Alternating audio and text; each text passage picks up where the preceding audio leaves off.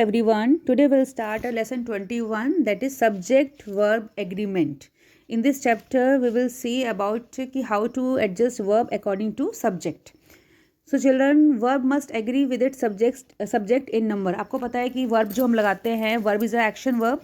According to subject लगाते हैं कि सब्जेक्ट देखते हैं हम सिंगुलर है या प्लूरल है, उसी के अकॉर्डिंग हम वर्ब को एडजस्ट करते हैं. So children, let's see the example. A scientist discovers new fact. आपने देखा अ साइंटिस्ट, यहाँ पे here is only one scientist, तो वर्ब इज डिस्कवर्स. आपने एस लगाया है, इसमें सिंगुलर वर्ब का यूज़ किया है. And next example is scientist discover new facts. Here scientist यानी मैनी साइंटिस्ट इज हेयर, काफ़ी सारे हैं, तो आपने लगाया डिस्कवर. सो चलो, in sentence one the subject scientist is an singular number. Scientist जो था सिंगुलर नंबर में था, so the verb discovers is also in the singular. आपने सिंगुलर वर्ब का यूज़ किया है. In the second sentence scientist in the plural number, ये plural number में था, तो verb discovers is also in the plural. आपको पता है अगर सब्जेक्ट सिंगुलर है तो सिंगुलर वर्ब, एंड अगर सब्जेक्ट प्लूरल है तो प्लूरल वर्ब लगती है. तो चिल्ड्रन, बी पार्ट है a verb must agree with it subject in person. आपको ये भी देखना है कि जो वर्ब है वो सब्जेक्ट में पर्सन के अकॉर्डिंग लगती है. जैसे आपको पता है आई के साथ एम लगाते हैं, ही के साथ इज लगाते हैं, एंड वी है तो हमारा आर लगेगा. The verb am agrees with the subject I, the verb is agree with the subject he, and the verb are agrees with the subject we. So children, आपको singular subject, singular verb, plural subject, plural verb, and the verb may also change its form according to the person of the subject. और verb की जो form change हो जाती है according to the person. में persons कितने हैं, अगर singular है तो singular verb है, और अगर plural है, persons अगर ज़्यादा है तो verb भी हमारी change हो जाती है. Now point C, verb far removed from the subject की जो वर्ब है वो हमारी सब्जेक्ट से, जैसे यहाँ पे तो आपने देखा है सब्जेक्ट के जस्ट बाद वर्ब लगी है. अब verb far remove from, subject से थोड़ी सी दूर लगी है. देखते हैं. Usually the verb is place very close to it subject. आपने देखा है जो वर्ब आती है वो सब्जेक्ट के बिल्कुल क्लोज होती है. So we can easily ensure that the two agree with each other. तो हम देख लेते हैं कि भाई कैसे हमें सब्जेक्ट वर्ब को सब्जेक्ट और वर्ब का एग्रीमेंट करना है. But we have to be very careful in the use of verb if it is far removed from its subject. For example, the condition of this books is not good. आपने यहाँ देखा है कि the condition of these books लिखा है. Children, these books तो यहाँ plural है, लेकिन verb हमने is यूज़ किया है. तो why we use is in this sentence? the subject is condition and not books, क्योंकि यहाँ पे जो हमारा subject है वो है condition, और condition यहाँ पे कौन कितनी है, 1, तो इसलिए हमने क्या यूज़ किया है, is. So the verb is agree with the subject condition similarly in the sentence. तो हमने यहाँ पे बुक्स के अकॉर्डिंग वर्ब नहीं लगाई है, सब्जेक्ट जो हमारा कंडीशन था उसके अकॉर्डिंग हमारी इज आया है. सेकेंड एग्जाम्पल देखो, the boy who is wearing blue pant is my cousin. The subject is boy, यहाँ पे बॉय सब्जेक्ट है और वर्ब हमारा बॉय के अकॉर्डिंग हमने क्या लगाया, इज. देखिए ब्लू पैंट्स, देखिए पैंट्स में एस लगा हुआ है, but we didn't use are here. हमने यहाँ पे आर यूज़ नहीं किया क्योंकि we have to use verb according to the subject, and subject is boy here. So children, D part is यहाँ पे नहीं, the line is given in the box. The verb should agree with the actual subject and not the word place just before it. कि जो हमारी verb जो होती है वो एग्री करती है कि सेंटेंस में सब्जेक्ट क्या है, एक्चुअल सब्जेक्ट के अकॉर्डिंग एग्री करती है. ये नहीं देखते हम कि वर्ब के पास हमारा वर्ड क्या है. वर्ब हमारे जो उसके पास वर्ड होता है क्लोज टू द वर्ड, वो उसके अकॉर्डिंग नहीं लगती, बल्कि सब्जेक्ट के अकॉर्डिंग लगती है. No, D point is the introductory there. Up there, normally the verb is placed after the subject, but in sentence beginning with there, the real subject is placed after the verb, so we have to be careful in the use of the verb. So children, जहाँ पे there आता है उसमें हमें verb कहाँ लगानी होती है, just there के बाद लगानी होती है. यहाँ पे जो verb होती है वो subject से पहले लगती है. जैसे there are 11 players in a cricket team, there is no student in the room.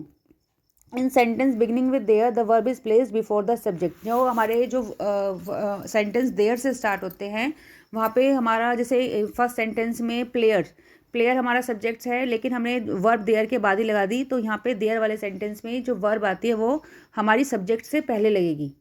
So children, E point is two singular subject join with and. अगर दो सिंगुलर सब्जेक्ट हमारे एंड से ज्वाइन हुए हैं तब हम कौन सी वर्ब लगाएंगे. If the subject consists of 2 or more singular noun or pronoun joined with and, it takes a plural verb. अगर हमारी दो सब्जेक्ट है, जैसे कि रेखा एंड मधु आर सिस्टर, यहाँ पे सिस्टर्स, रेखा एंड मधु दो हमारे यहाँ पे सिंगुलर नाउन है और एंड से हमारे वो एंड से ज्वाइन हुए हैं, तो हमारी यहाँ पे वर्ब आएगी प्लूरल वर्ब आएगी जिसमें हमने आर लगाया है. He and I were present in children he and I were present in the meeting. जैसे आपको पता है ही एंड आई दो सिंगुलर नाउन है और वो हमारे प्लूरल वर्ब से हमने यहाँ पे प्लूरल वर्ब का यूज़ किया है जैसे were. And but if the two nouns refers to the same person और thing the verb is singular. लेकिन अगर हमारे दो नाउन्स हैं और वो सेम पर्सन को रेफर करते हैं चिल्ड्रन और वो एंड से ज्वाइन हुए हैं तब हमारी सिंगुलर वर्ब लगेगी। अगर डिफरेंट नाउन्स हैं तो प्लूरल वर्ब आएगी और अगर हमारे सेम पर्सन को रेफर करते हैं तो सिंगुलर। जैसे कि example the poet and novelist is no more. The same person is a poet as well as a novelist. यहाँ पे पोइट एंड नॉवलिस्ट यहाँ पे सेम पर्सन है कि पोइट है या फिर as well as novelist is no more. तो ये हमने सिंगुलर वर्ब का यूज़ किया है। Second is the producer and the director of this movie is an eminent social worker. Here we have use is. The same person is the producer as well as director. यहाँ पे producer या फिर जो director है movie का वो eminent social worker है। यहाँ पे सेम पर्सन के लिए सेम पर्सन एंड से कनेक्ट हुए हैं तो इसलिए हमारे यहाँ पे सिंगुलर वर्ब आएगी। आपको देखना होगा। Now F point is with as well as. When the subject consists of two noun or pronoun joined with or as well as, the verb agrees with the first of them. अगर children हमारे to noun हैं और वो हमारे with से connect हैं या फिर एज वेल एज से कनेक्ट हैं तो हमारी जो वर्ब है वो फर्स्ट नाउन के अकॉर्डिंग हम एडजस्ट करेंगे। Example the captain with all the player is present in the ground. देखो यहाँ पे कैप्टन है विद ऑल द प्लेयर्स है तो हमारा कैप्टन सिंगुलर है तो हमने यहाँ पे इस का यूज़ किया है। सेकंड देखो all the players with the captain are present in the ground. यहाँ पे विद से कनेक्ट हुआ है ऑल द प्लेयर्स यहाँ पे क्योंकि प्लूरल हैं तो हमने आर का यूज़ किया है। तो हमें जो वर्ब है वो फर्स्ट सब्जेक्ट के अकॉर्डिंग लगानी है। I as well as they am tired of the work. देखो I as well as they यहाँ पे आई के अकॉर्डिंग लगेगी तो हमने एम लगाया है। They as well as I are tired of the work. अब दे के अकॉर्डिंग हमने आर का यूज़ किया है।